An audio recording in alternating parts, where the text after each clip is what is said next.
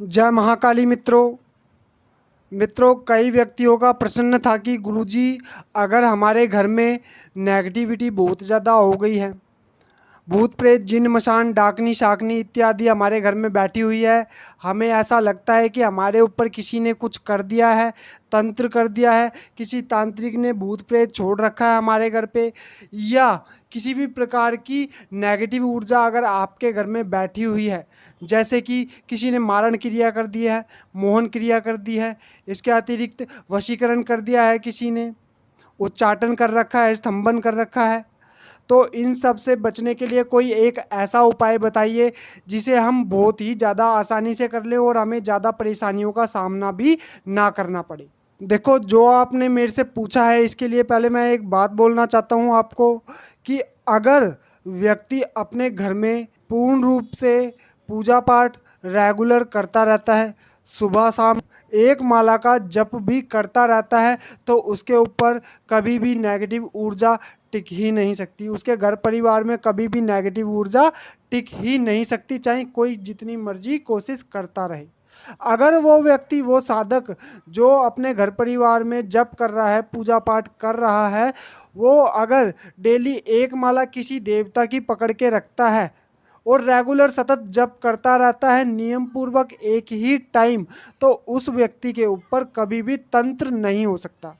फिर चाहे वो भोले बाबा का मंत्र जप हो, ओम नमः शिवाय का मंत्र जप हो, या महाकाली माता का क्रीम बीज मंत्र का जप हो, या किसी अन्य देवता का भी मंत्र हो, जो ग्राम देवता होते हैं हमारे, या हमारे पितृ देवता होते हैं, या कुल देवी देवता होते हैं, उनका ही जप क्यों ना हो, अगर वो साधक, वो व्यक्ति रेगुलर नियम पूर्वक जप करता रहता है, तो हमारे जो देवी देवता हैं वो बलवान बनते ही जाते हैं, बनते ही जाते हैं, बनते ही जाते हैं।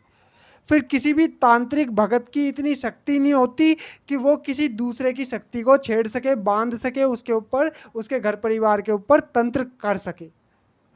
उस तांत्रिक को भी बहुत मेहनत करनी पड़ेगी, बहुत ज़्यादा उसको प्रयास करने पड़ेंगे, तब जाके शायद वो उस व्यक्ति के ऊपर तंत्र कर पाए। कोई भी तांत्रिक, कोई भी भगत इतनी ज़्यादा तपस्या, इतनी ज़्यादा मेहनत नहीं कर सकता आज के टाइम पे।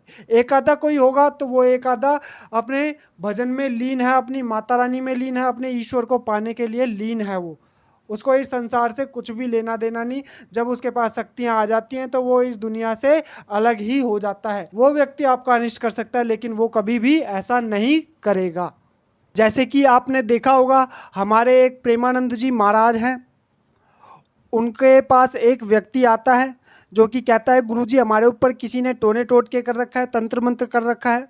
तो प्रेमानंद जी महाराज उसको कहते हैं कि क्या बकवास कर रहे हो, कोई टोने टोटके नहीं होते, कोई तंत्र मंत्र नहीं होते, किसी के बस की नहीं कि तुम्हारे ऊपर टोने टोटके कर सके। तो प्रेमानंद जी महाराज का कहने का मतलब है कि आप खुद ईश्वर से इतनी दूर होते जा रहे हो कि जो हर कोई व्यक्ति आपके ऊपर टोने टोटके कर दे, तंत्र मंत्र कर दे। ऐसा नहीं है कि प्रेमानंद जी महाराज टोने टोटके तंत्र मंत्र पे विश्वास नहीं करते, लेकिन उनका कहने का मतलब है, समझाने का मतलब ये है कि आप खुद ईश्वर से दूर होते जा रहे हो, इसीलिए तांत्रिक भगत आपके ऊपर टोने टोटके कर रहे हैं। जो व्यक्ति ईश्वर के करीब रहता है उसके ऊपर तो कभी भी टोने टोटके आ ही नहीं सकते। तो व्यक्ति खुद ही ईश्वर से दूर होता है, तभी उसके ऊपर मुसीबतें आती हैं। प्रेमानंद जी महाराज का कहने का मतलब ये है।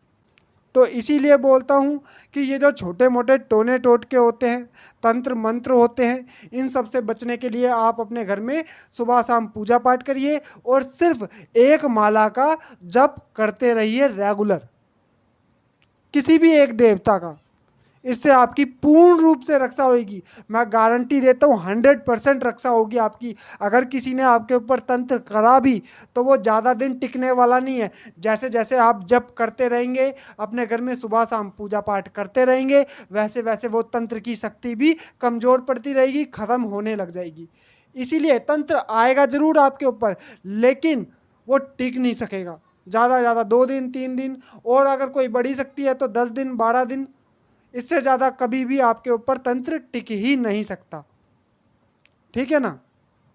फिर भी अगर आपके ऊपर किसी ने तंत्र कर दिया है, आप रेगुलर पूजा पाठ नहीं करते हैं, आपके ऊपर किसी ने फिर भी तंत्र कर दिया है, तो मैं आपको एक सटीक उपाय बता देता हूं जो कि बहुत ही आसान है। अगर आप इसको कर लेते हैं तो बहुत ही अच्छी बात है। अगर आप इसको नहीं कर सकते तो फिर आप दुनिया में कुछ भी नहीं कर सकते।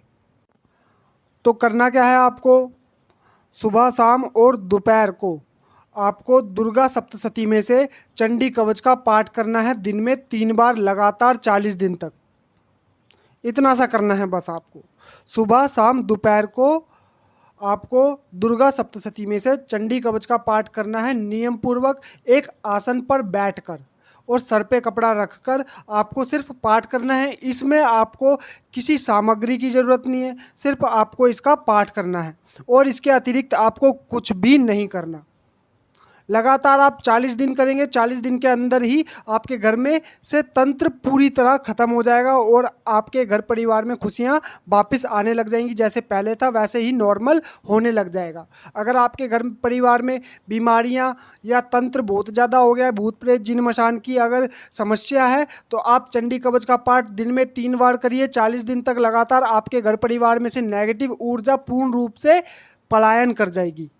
सिर्फ इतना सा करना है, इसके अतिरिक्त आपको और भी कुछ नहीं करना। इतना सा करें और खुश रहें। मैं माता रानी से प्रार्थना करूंगा कि आपको सफलता का आशीर्वाद दे।